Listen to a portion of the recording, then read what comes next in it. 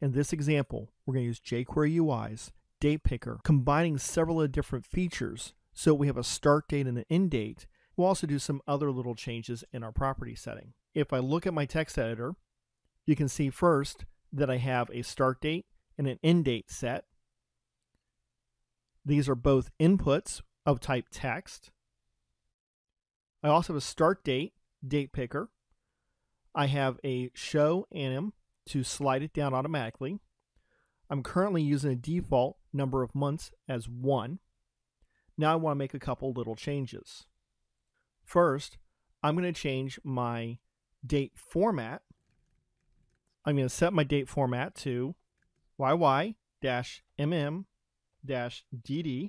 If I save and click inside my date field, choose today's date, you notice it puts it in year, month, day format.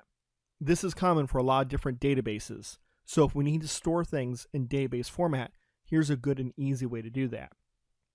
I'm going to take what I have here currently for my start date and copy and paste that into my end date as well. You might ask, well, why did I just use a comma in my selector? That's because I want to include an event handler to set the minimum and maximum dates for my start and end. So in my start date, put a comma. So I'm going to specify on close, and I'm going to have a function. Now this function is going to have a value of selected date. This is a date that the user selected. Inside of this, I want to set an option for my end date.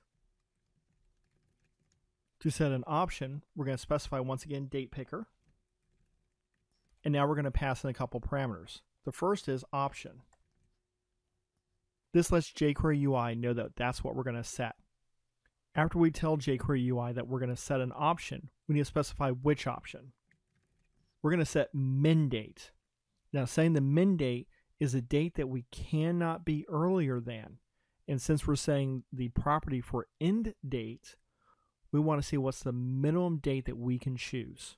A good example of this is if we're trying to specify what dates will we arrive and depart for a vacation or a hotel stay. Now the third parameter we need to pass in is selected date, because this is the date that the user just selected. Likewise, I'm going to come down here to my end date selector, specify on close. Inside of on close, I'm going to create a selector for my start date. I'm going to specify that I'm changing an option, and unlike the last time where I had min date, this time I'm going to have max date. This is the latest the date can be. And once again, I'm going to choose selected date. Go into my browser and reload. I'm going to choose today as my starting date. Notice I cannot pick an earlier date for my end date, so I'm going to choose a little bit later on.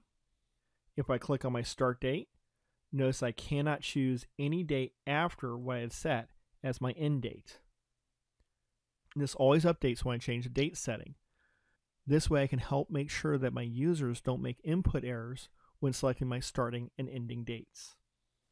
If you found this video tutorial helpful, please like and share it with others. If you want to keep up with other videos that are coming out, make sure you subscribe to our YouTube channel and like us on Facebook. That way you can get the most up-to-date information.